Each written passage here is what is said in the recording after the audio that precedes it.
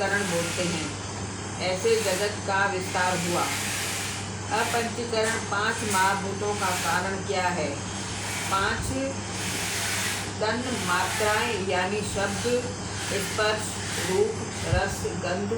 4 अंतकरण यानी मन, चित्त, बुद्ध, अहंकार। 5 ज्ञान इंद्रिया यानी कान, आँखें, त्वचा, जबान, नाक। पंचीकरण 5 महाभूतों का कार्य क्या है? स्थूल देह जो विषयों और भोगों का भंडार है, स्थूल इंद्रियां और जागृत स्पर्श सुशोभित अवस्था। देह कितने प्रकार की है? देह 3 किस्मों की है, स्थूल, सूक्ष्म व कारण। इसका विस्तार किस तरह है? स्थूल शरीर 25 तत्वों का बना है, यानी एक एक तत्व की 5 वस्तुएं मिली हुई हैं। आकाश के 5 तत्व काम, क्रोध, लोभ, मोह और डर। पवन के 5 तत्व दौड़ना, उछलना, चलना, बहना और फिरना। अग्नि के 5 तत्व भूख, प्यास, नींद, आलस्य और शकल। जल के 5 तत्व खून, वीर्य, कफ, मूत्र और पसीना। पृथ्वी के 5 तत्व हड्डियां, मांस, त्वचा, नाड़ियां और रोम। इन 25 तत्वों करके जो शरीर बना हुआ है उसको स्थूल शरीर बोलते हैं। सूक्ष्म शरीर 17 वस्तुओं से बना हुआ है। 5 ज्ञान इंद्रियां जिनका विस्तार ऊपर किया गया है। 5 कर्म इंद्रियां अर्थात मुंह, हाथ, पैर, गुदा और लिंग। प्राण अर्थात प्राण, अपान, ज्ञान, उदान, समान और 2 अंतकरण अर्थात मन और बुद्ध। इन 17 तत्वों के मिले शरीर को सूक्ष्म शरीर कहते हैं। तीसरा कारण शरीर है जो केवल अज्ञान रूप है। आत्मा ये 3 शरीर हैं या उनसे अलग हैं? अगर अलग हैं तो क्या है? आत्मा ये 3 शरीर बिल्कुल नहीं है, क्योंकि जो जिस 3 वस्तुओं से ये 3 शरीर बने हुए हैं उन सबको आत्मा जुदा जुदा जानता है, और उन सब वस्तुओं में से आत्मा को कोई भी नहीं जान सकते हैं। इसलिए सिद्ध हुआ कि शरीर जड़ है और आत्मा चेतन है। इसलिए आत्मा शरीर से न्यारा सच्चित आनंद स्वरूप है। शरीर की क्रिया कौन करता है, किस तरह?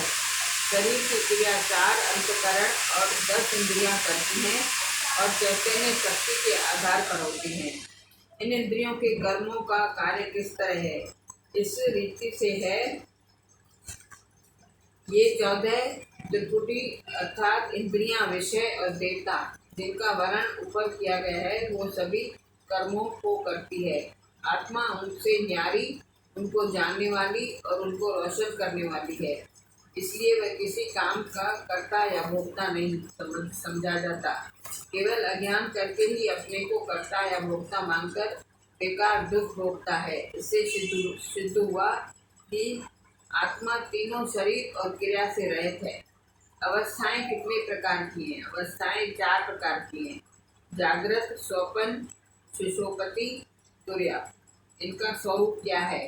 जब ऊपर बयान की हुई 14 त्रिपुटी कर्म करती हैं तब इनको जागृत अवस्था कहते हैं, और उनका स्थान नेत्र में है और उनका अभिमान जीव में है और जागृत में काम करता है। जब सूक्ष्म शरीर जो 17 वस्तुओं से बनी है अपना काम करती है तब उसको स्वप्न अवस्था यानी ख्वाब की हालत बोलते हैं, और उनका स्थान कंठ में है और उसका अभिमान तेजस्व है। जब स्थूल और सूक्ष्म अवस्थाएं अज्ञान में मग्न होती हैं और फिर शेष शांति वाली स्थिति में रहती हैं उनको सुषुप्ति अवस्था कहते हैं, जिसका स्थान हृदय है। उसका अभिमानी प्राग है, और जब अज्ञान के सब भ्रम और संकल्प दूर होकर केवल ज्ञान स्वरूप आत्मा ही रहे तो उस अवस्था को तुर्या कहते हैं। जवाब तो बुझाए। आत्मा की ये 4 अवस्थाएं हैं या उनसे न्यारा है? अगर न्यारा है तो किस तरह? आत्मा 3 अवस्थाएं हैं, जागृत, स्वप्न और सुषुप्ति से न्यारा है, और तुर्या उसकी अवस्था है। जागृत अवस्था स्वप्न में नहीं बल्कि स्वप्न के आने से गुम होती है। स्वप्न अवस्था भी जागृत में नहीं है, ये जागृत के आने से गुम होती जाती है। सुषुप्ति में दोनों नहीं है, दोनों के आने से सुषुप्ति का नाश होता है। इसलिए ये तीनों अवस्थाएं झूठी हैं।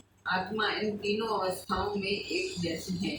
क्योंकि आत्मा इन तीनों उत्पत्ति और नास्ति का साक्षी है। इन स्थितियों के परिवर्तन से आत्मा में कोई परिवर्तन नहीं, इसलिए आत्मा सत्य है।